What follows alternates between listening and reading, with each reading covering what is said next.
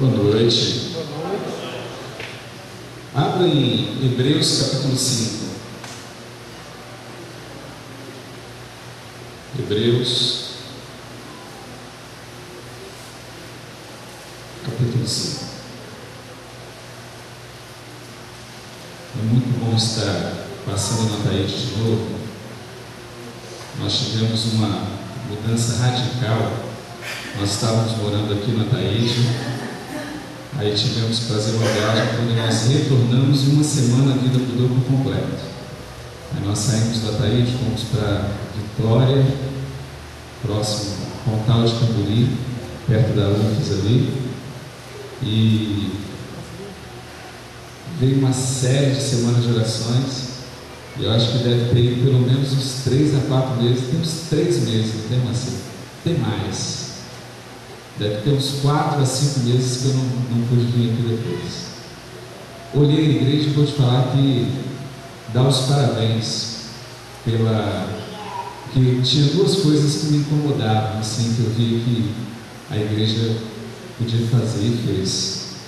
Foi as obras lá fora, viu? Ficou muito bonito lá fora, fechado. A igreja precisava disso, né? Fechou tudo lá fora. Aí as pessoas já podem se molhar aí, só na frente ainda, mas pode passar por dentro. E a gente percebe que se organizou a parte do som, né? Porque naquela estava uma indecisão onde ia ficar. Eu vou falar que ficou muito bom, principalmente por ser música, estar ao vivo, né? Ser tocado aqui. Isso é muito bom até para desenvolver os talentos. Parabéns à direção da igreja. Eu queria pegar um texto com vocês. Para quem não me conhece, meu nome é Marcos. Eu fui membro aqui do Ataíde durante muitos anos. E o sermão de hoje eu vejo ele como um sermão muito importante.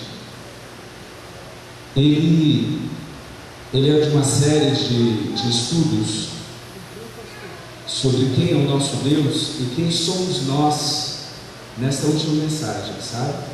A mensagem que nós precisamos dar nos últimos dias, esse sermão tem tudo a ver com a nossa missão, com quem nós precisamos ser.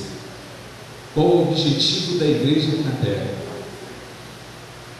Nós vamos estudar um texto que é colocado por muitas pessoas fora do seu contexto, para dizer que Jesus Cristo não é Deus, que Ele foi gerado em uma eternidade. Hoje nós vamos ver dentro do contexto, você vai poder ver esse texto com uma propriedade melhor. Mas o que eu acho mais importante não é só tirar dúvidas sobre isso. O que eu acho mais importante é saber quem nós somos, qual é a tua missão aqui na Terra. Então eu gostaria de te convidar para Hebreus capítulo 5, e antes da gente fazer a leitura, eu gostaria de te convidar mais uma vez para a gente poder falar com o nosso Deus e invocar a sua presença. Vamos orar? Senhor nosso Deus, nosso Pai, agora, Senhor, na Tua presença mais uma vez, já Te adoramos através dos louvores, já sentimos a Tua presença e já falamos contigo nesta noite. Mas nesse momento especial que iremos estudar a Tua Palavra, pedimos que o Espírito Santo se faça presente mais uma vez. Mova os nossos corações e nos prepare para podermos dar a mensagem que deve ser dada a este mundo, e para que possamos ocupar o espaço que foi designado por Ti para cada um de nós. Sê conosco, que os nossos corações estejam agora no Teu altar. Proteja-nos, nos guarde, nos dê força para colocarmos em prática aquilo que iremos ler e estudar. Pedimos essas bênçãos no doce nome de Jesus. Sabe, o livro de Hebreus é um dos livros mais bonitos e foi um dos livros mais importantes para a Igreja Adventista do Sétimo Dia. Foi nele que nós conseguimos descobrir e montar o quebra-cabeça do santuário celestial. Se você, no decorrer do sermão, tiver uma pergunta sobre esse santuário, você queira estudar mais sobre isso, eu acho que você poderia, eu não sei quem é a pessoa responsável pelos estudos bíblicos. Quem é capitão da igreja, parte missionária? Jorge não está aí, né? Então, mas se alguém tiver dúvida ou queira estudar isso depois, procure o capitão, ou o Moacir, ou o Bruni, e eles vão poder encaminhar você. O Pirola também lá atrás, eu acho que gosta dessa área de estudos, né? Se eu não estou equivocado, e ele vai poder te ajudar nisso também. Mas aqui nós vamos pegar um contexto amplo e principalmente focado no que nós estamos querendo nesta noite. Passando rapidamente pelo santuário, nós tínhamos uma pessoa que todos os dias recebiam as ofertas das pessoas com pedidos de perdão a Deus. E essa pessoa, como que era o nome dessa pessoa?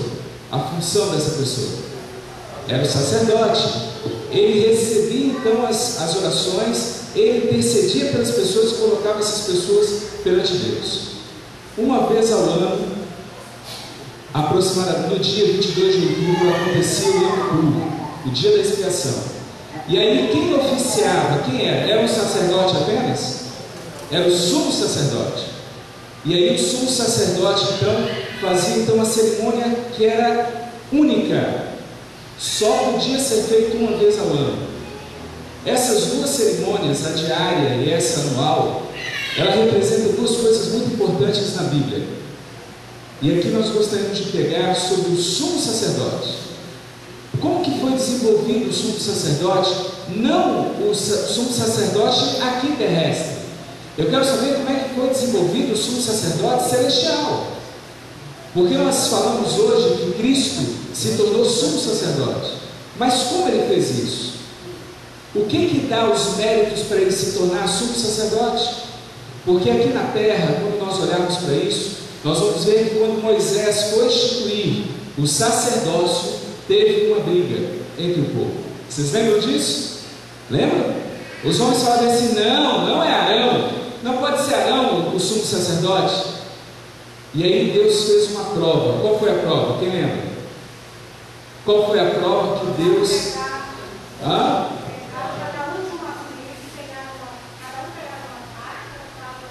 Pegaram uma vara, limparam toda a vara, ficou só a madeira, e eles levaram então aqueles que queriam ser os sumos sacerdotes. E aí aconteceu o que com a vara de Arão? Um milagre floresceu. O sumo sacerdote ou sacerdotes eram escolhidos por quem? Por Deus. Não existe esse negócio das pessoas escolherem. É Deus quem escolhe o sumo sacerdote. É Deus que chama os sacerdotes. E sabe o que me deixa muito feliz? É que quando eu começo a ler Hebreus capítulo 5, e aí a partir do verso 4, preste atenção nesses textos. Hebreus 5, verso 4. Quem gostaria de ler para a gente? Vamos fazer uma interação. Tem 5, 4, pode ler. Olha, ninguém torna para si essa honra, senão porque ele chama por Deus, como foi Arão. O texto então diz que ninguém pode chegar e falar assim: eu quero ter essa honra, porque essa honra de ser sumo sacerdote é como? É dada por quem? É Deus que chama, é Deus que instituiu. E antes da fundação deste mundo, Deus instituiu que um ser divino seria chamado de Cordeiro de Deus. Deus tinha instituído a Trindade reunida, instituiu que um dos seus seres, porque a lei quebrada não poderia ser curada, ou não poderia ser pago o resgate pelas almas que pecaram para um outro ser criado. Nós sempre pregamos isso, que para fechar a lei, vocês lembram que quando foi dito que alguém tinha que morrer em lugar dos homens, os anjos se ofereceram, mas eles eram o quê? Criaturas, e a criatura não poderia fechar aquilo que foi maculado por uma outra criatura. E aí Deus se apresenta como homem, e é interessante que o texto diz isso, verso 5: assim também Cristo a si mesmo não se glorificou para se tornar sumo sacerdote, mas o glorificou aquele que disse. O que Deus disse sobre Jesus? Hoje, como é que é o texto aí? Tu és meu filho, hoje. Aí alguns falam assim: ah, tá vendo? Cristo foi gerado por Deus. Espera aí, irmãos. Nós estamos falando aqui sobre o que? O sumo sacerdote. Nós estamos falando então da obra que seria dada a Cristo. E aqui está falando que Deus iria hoje, tu és meu filho, hoje te gerei. Gerei o quê? Vamos continuar lendo. O grande problema é que essas pessoas, quando querem, Deus sempre foi muito sábio. Ele sempre deixou muito claro para os seus filhos que, se você tem alguma dúvida, pergunte a Bíblia.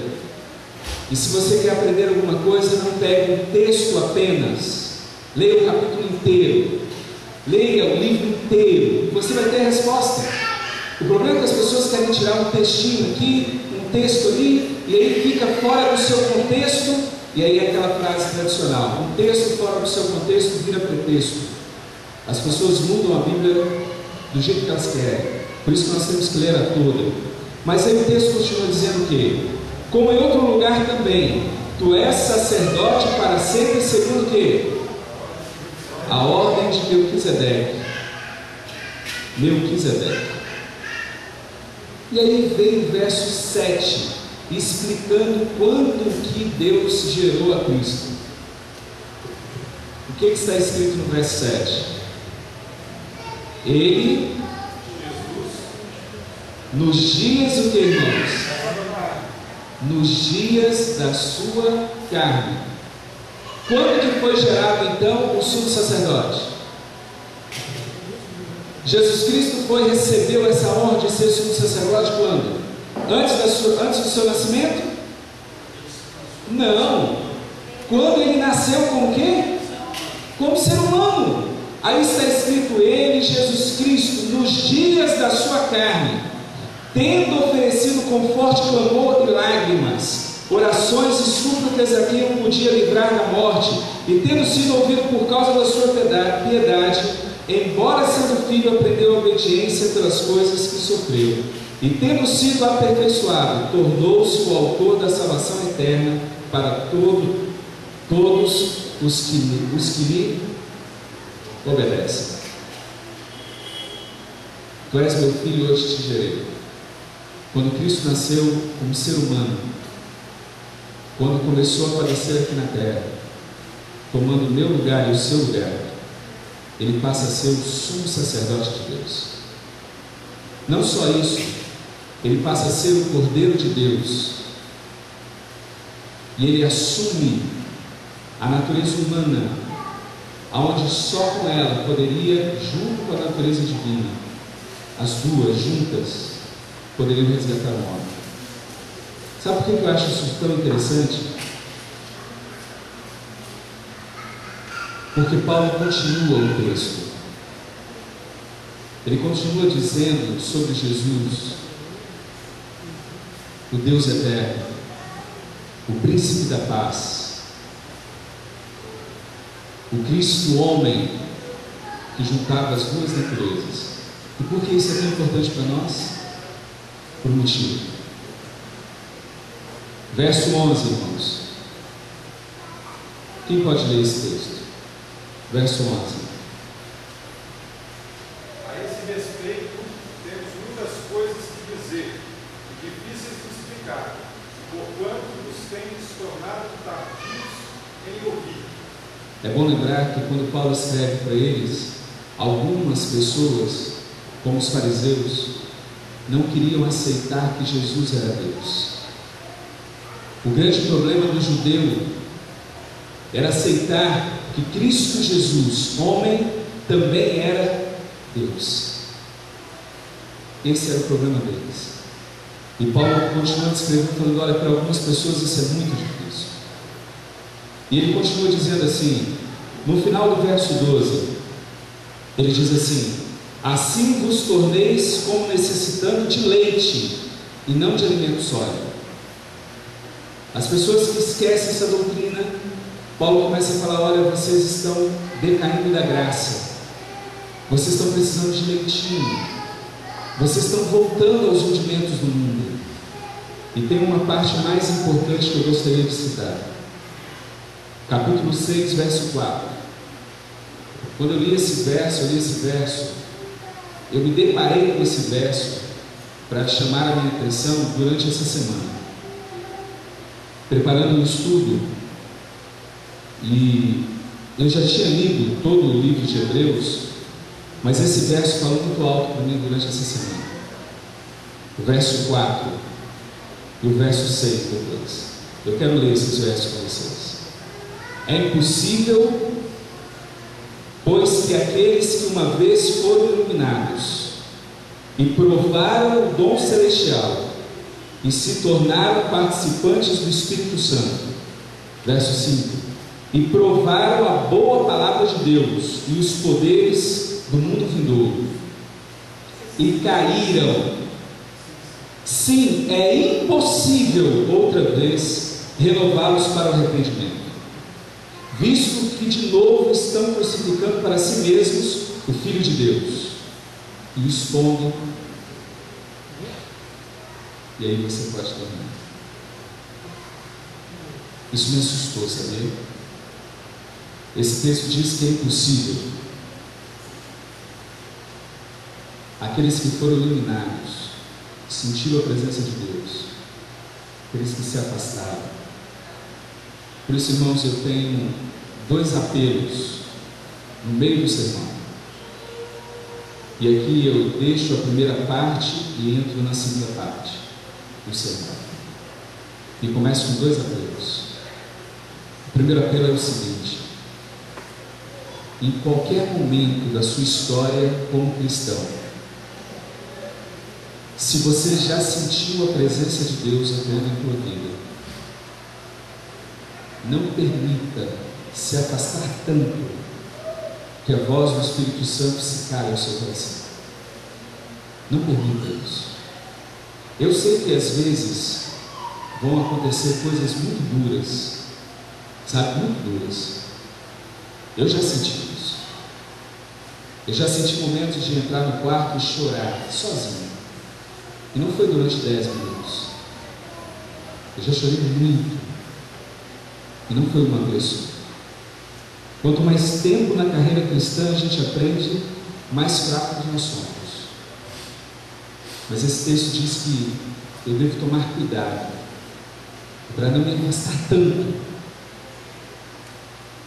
porque se não sentir mais a presença do Espírito Santo, pode ser que seja o que diz o texto? É impossível.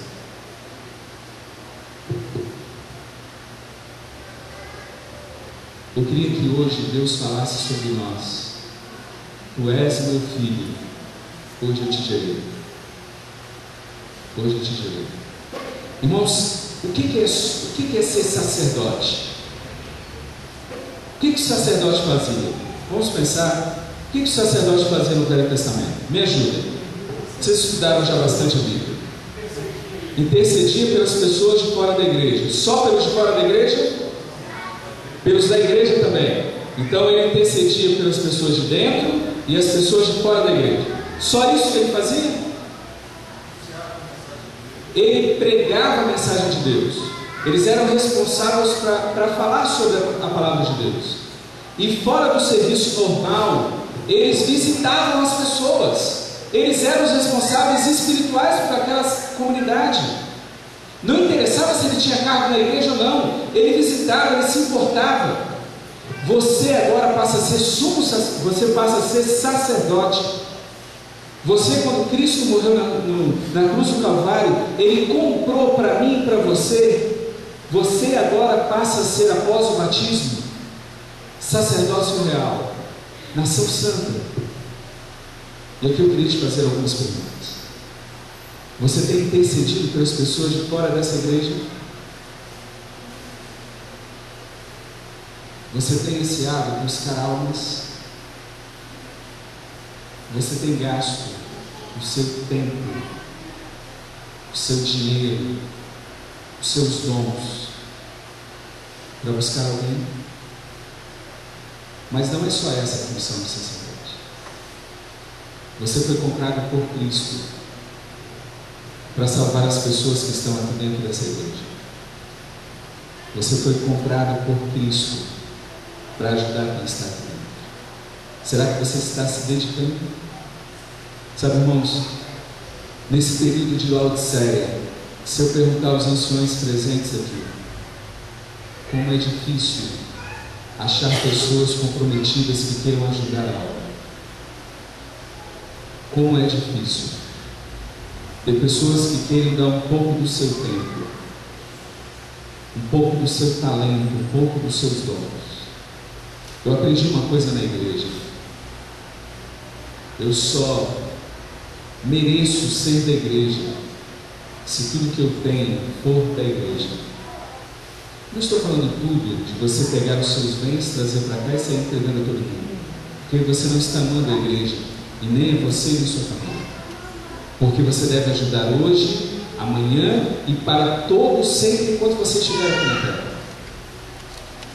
Então não é se desfazer do que você tem, é saber cuidar do que você tem, para que você possa ajudar a Águeda hoje, ou a Asa, hoje, amanhã e depois, para que você, se você tem um carro, possa colocar o seu carro a serviço da igreja. Se você tem posses, que essas posses possam ser colocadas para a igreja. Sabe, eu lembro que eu falei com vocês, na época que nós estávamos aqui, eu falei que nós estávamos lançando um site, o eusouadventista.com.br. Sabe, hoje eu dou graças a Deus, nós temos centenas de acessos por dia. Nós vamos começar a partir de próximo mês ter patrocinadores no site, pessoas que vão pagar uma porcentagem para a gente poder manter o site e aumentar o que tem lá. Hoje nós estamos divulgando as mensagens principalmente sobre a Trindade, explicando textos da Bíblia que são difíceis às vezes de entender. Nós temos áreas enormes lá, e eu comecei a pensar numa coisa: o sacerdote, ele não pode ficar isolado. Tem uma ilustração que Cristo usou: vós sois o que da terra? Sal da terra. Para que serve o sal? Para temperar. Qual a utilidade do sal, irmão, se ele ficar lá numa prateleira junto com os outros? Qual a utilidade se você só é adventista do sétimo dia dentro da igreja adventista? Qual é a utilidade de um adventista se ele só vive no meio adventista? Se ele não participa dos programas ativamente? Se ele não leva a salvação a outros? Com o tempo esse sal se estraga, com o tempo esse sal perde as suas propriedades. Sabe, eu e você precisamos nos tornar sal. E aqui eu gostaria de contar umas histórias. Eu estava. Tem uma das histórias que eu acho bem interessante. Eu nunca pensei que estaria naquela situação. As pessoas confundem muito união de igrejas como você cumprir o seu papel de sal, sabe? Tome cuidado com isso. As pessoas vão acusar a igreja por ela estar fazendo o seu papel de sal. E como papel de sal, você e eu temos que ir aos católicos, aos batistas, aqueles que não têm religião, aos espíritas. Nós devemos nos misturar com eles e dar sal a eles, fazer com que eles se transformem em sal também, e não sermos transformados por eles. E eu lembro de uma vez que eu fui numa igreja batista, a igreja batista lá da Serra, primeira igreja batista da Serra. Fui convidado pelos jovens, tinha um aluno da escola, eu era diretor da escola na época, da Serra, da Escola Adventista da Serra, e eu fui para uma igreja batista. E aí nós fizemos uma palestra para eles sobre mensagens subliminares. No final da palestra, de 2 horas de palestra, o pastor da igreja me chamou e falou: olha, nós vamos ter um grande evento aqui com os jovens, e nós vamos convidar pessoas de fora, e nós gostaríamos que você fosse um dos palestrantes. Eu falei: é mesmo? Ele é. Nós queremos que você fale sobre namoro e sexualidade. Falei, tá bom, eu aceito o desafio.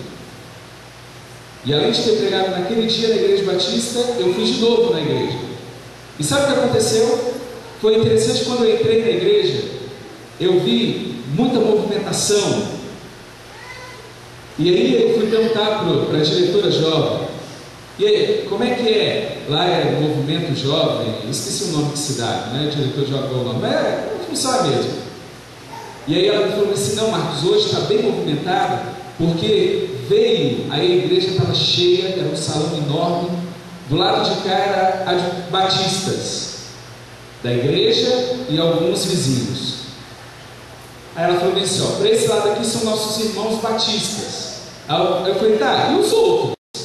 Ela falou, não, os outros é da igreja da Assembleia de Deus, lá de Vila Velha, perto do Ibis, que vieram com um coral e eles estão cantando hoje aqui o dia inteiro. E agora no período da sua palestra eles também vão assistir. Então você imagina, o pregador era o quê? Adventista. A metade da igreja, batista. A outra metade, da Assembleia de Deus. E ainda tinha os visitantes que eram misturados de todas as religiões. E ali nós falamos a mensagem como ela é e como nós pregamos aos nossos jovens. Quando eu me dirigi às pessoas e falei que eu era adventista do sétimo dia, alguns abriram o olho desse tamanho, porque para muitos deles, adventista não está junto com outras religiões. Quando me perguntaram sobre o sábado, se preocupem, tá? O Saulo vai para lá para pregar simplesmente as mensagens que eles querem. Quando Deus te colocar no meio das pessoas para você salgar aquela carne, para salgar aquele alimento, para salgar aquela salada, a salada vai virar para você e vai perguntar por que você é salvo. E vai te perguntar qual é a razão da tua fé. E naquele dia, depois do sermão, várias pessoas vieram falar comigo e perguntaram o que era igreja, escola adventista, o que era igreja adventista. Alguns que moram aqui no Ibis foram saber da escola adventista do Ibis lá na Serra, pelo diretor da Serra. E alguns falaram assim, então eu vou procurar a escola para saber mais, porque eu quero que meu filho estude no ambiente cristão. Alguns chegaram para mim e disseram, mas vem cá, como é que é essa questão do sábado aí?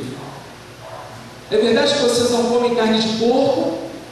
E eu falei assim, olha, eu cuido do meu corpo, e tudo que faz mal ao meu corpo eu não vou comer. E aí eu pego o que está escrito dentro do nome 14, Levítico 18. Eles, eu falei, você não sabia o que está escrito? Não, eu falei, então leia. Está lá, está escrito lá na Bíblia, depois você lê. E a pessoa anotou a passagem. Você tem que se misturar, não para ser igual a eles, mas, por favor, as desgraças que estão acontecendo no mundo é porque as pessoas de bem não estão fazendo nada. Nós temos tanta coisa ruim no mundo, porque às vezes eu e você, que somos pessoas de bem, não estamos falando o que nós pensamos. Eu fui fazer uma pós-graduação agora em psicopedagogia, e a primeira aula o professor abriu a boca já dizendo sobre o homossexualismo, e defendia e falava que os cristãos eram pessoas, ele só não usou essa expressão que eu vou usar agora, mas ele disse com todas as letras, que o cristão era tipo um tapado, que não sabia estudar. E por Deus faz as coisas, né? O único local que tinha tomada na sala era do lado da mesa desse homem. E eu estava com o meu notebook, adivinha quem sentou do lado dele? E ele começou a falar para a sala e eu do lado dele. E daqui a pouco eu, professor, posso te interromper um pouco? Ele, sim. Ele, mestre em psicologia, o mestrado em psicologia, e falando que o homem e a mulher deveria ser uma coisa natural. E eu virei para ele e falei assim, olha, eu só tenho medo. E quando eu falei só tenho medo, essa minha frase demorou mais uns 25 minutos para se encerrar. Nós tínhamos aula com esse homem durante o dia inteiro, das 8 da manhã até às 5 da tarde. Mas em meia hora da aula dele foi o que eu falei. E eu comecei a falar para ele o seguinte: mas espera aí, você está falando do problema do preconceito sobre o homossexual, mas o senhor está sendo preconceituoso. O senhor está dizendo que eu sou homofóbico e o senhor não me conhece. Você está dizendo que eu não respeito os homossexuais. E eu sou adventista do sétimo dia. E nós temos grandes minorias. Eu sou parte de uma minoria. As grandes religiões guardam o domingo, eu guardo o sábado. E ali comecei a falar com ele uma série sobre respeito. E a turma que estava apoiando a ideia dele voltou todo para o meu lado para ouvir. E no final só tinha uma pessoa que apoiou a ideia dele inicial, que era o homossexual que estava presente. Todos os outros tinham uma ideia diferente sobre respeito. Sabe, irmãos, eu respeito quem é homossexual, mas ele também tem que respeitar que eu possa ensinar para os meus filhos, para a minha igreja, que o homossexualismo não foi aprovado por Deus em nenhuma passagem bíblica. Como ele pode dizer o que ele quer sobre o homossexualismo, ele tem que me ouvir também. Liberdade religiosa é você poder falar o que você crê, sem machucar os outros, sem ofender os outros. Você foi chamado para ser sal da terra. Sabe, por ser sal, a gente vê coisas maravilhosas. Eu vim para a escola de Campo Grande, estava como diretor da escola de Campo Grande, e comecei a visitar as igrejas em Cariacica.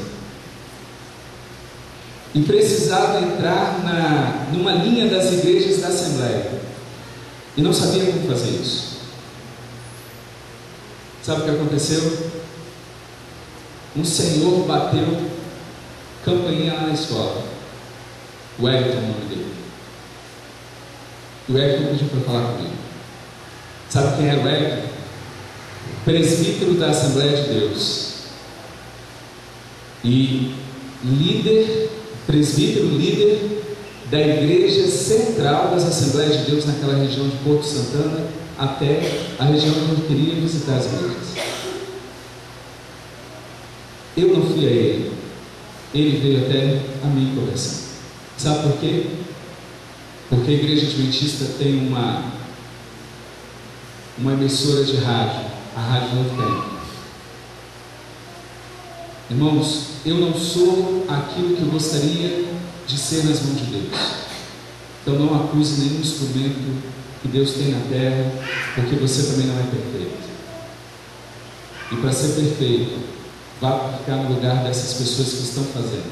É fácil criticar, o difícil é assumir as posições que eles estão. É fácil criticar os anciões da igreja. Venha ser um ancião, depois você critica. Saiba como funciona a igreja, como pode ser feito, para depois criticar. A Rádio Novo Tempo, através de um pastor nosso, que hoje está afastado, fazia uma programação, e esse Wellington assistia a programação dele. E um dia o Wellington se encontrou com esse pastor, e eles conversaram durante horas. E esse pastor falou assim: olha, Wellington, quando você puder, visite a escola adventista lá de Campo Grande, porque tem uma bênção lá para o teu filho. Passou-se 4 anos, irmãos, e o Wellington não pôde. Mas ele teve uma propaganda da igreja, da escola, um outdoor que nós colocamos lá, na entrada de Itacibá. E o Wellington viu o outdoor e Deus foi lá e tocou no Wellington. E tocou no Wellington e falou assim: você tem que ir na escola. E ele foi e encontrou comigo. Nós conversamos, fizemos todos os acertos, e o filho dele começou a estudar na escola adventista. Mas sabe o que foi uma bênção? Ele virou para mim e falou assim: Marcos, você gastou muito tempo comigo, você me explicou tudo sobre a escola, agora eu quero que você vá lá conhecer o meu pastor. O meu pastor, ele é presidente da Assembleia. Eu falei: eu vou? Claro que eu vou, eu queria isso há muito tempo. É claro que eu vou. Nós marcamos, eu fui. Fui à casa desse pastor. E ali nós conversamos. E quando eu vi que o pastor ficou meio em dúvida, Deus tocou no coração desse homem. E o Wellington tomou a frente. Irmãos, com um amor, com uma dedicação. Ele falou muito melhor do que eu, fruto da escola adventista, fruto de uma educação cristã. Aquele homem foi tomado pelo Espírito de Deus. Ele falou para o pastor, e aí no final da fala dele, o pastor virou para mim e falou assim: olha, é o seguinte, você não vai falar na minha igreja, nós vamos ter agora um encontro com todos os líderes de Cariacica, aqui na minha igreja, todos os presbíteros, diáconos, diaconistas, todos eles vão vir para cá, e você vai falar para eles. Aí eu falei: ótimo, pastor.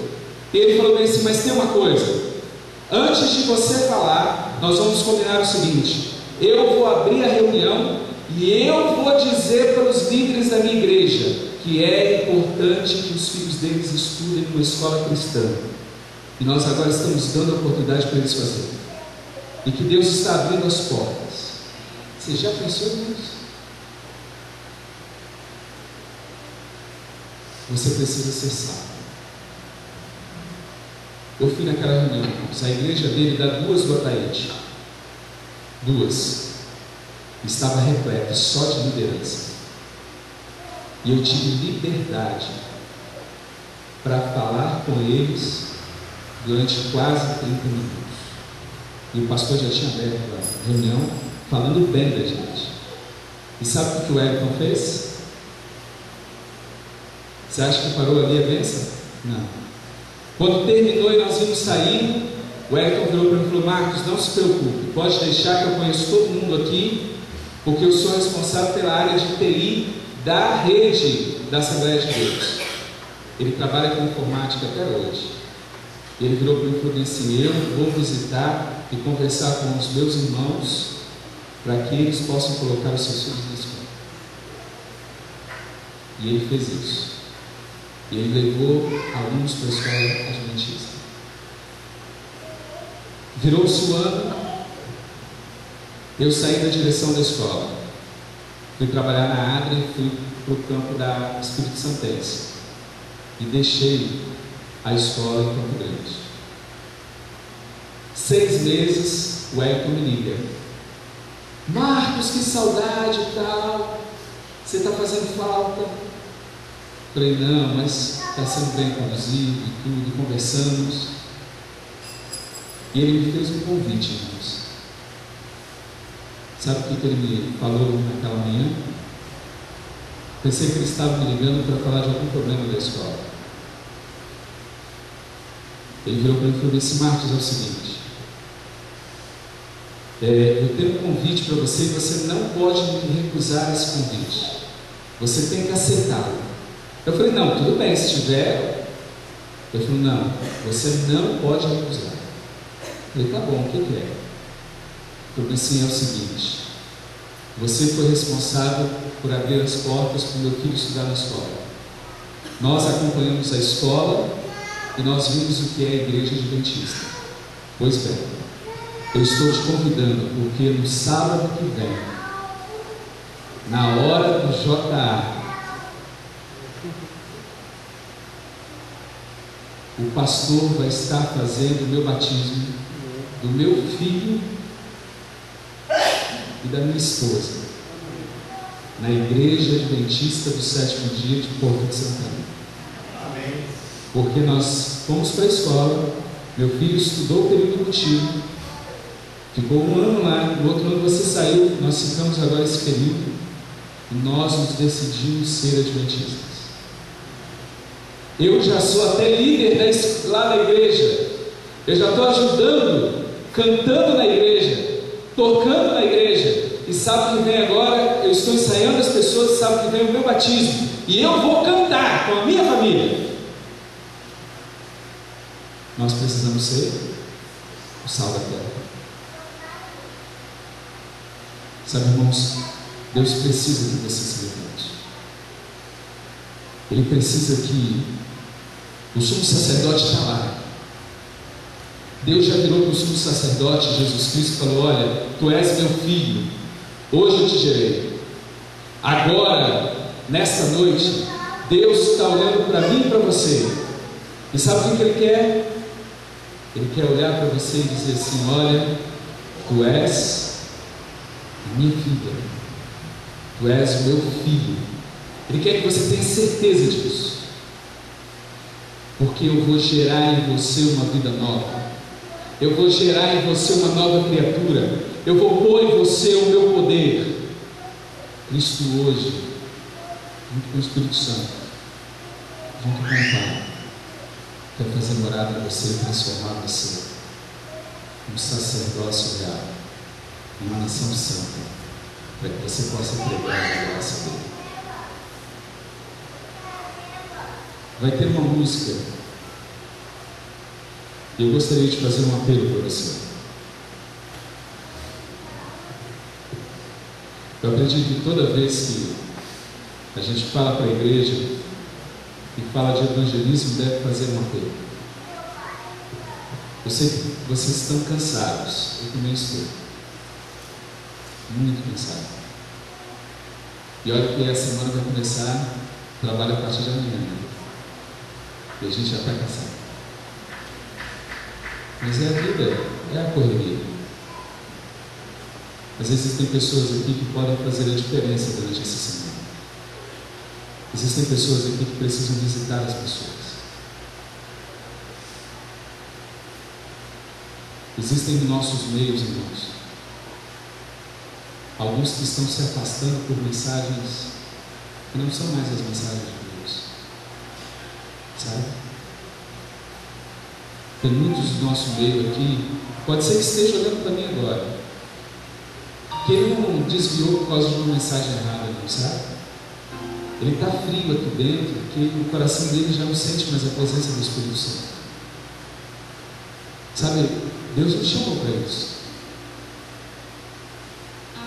Deus te chamou para cá, para você ver transformação. E elas acontecem, demora às vezes. Eu esperei 2 anos para ver minha mãe e nem vi o batismo dela. Alguns que estão aqui viram, eu não pude ver, porque eu estava lá na Bahia. Pode demorar, mas acontece. Ontem nós estávamos voltando e a Tia Gal estava falando, né?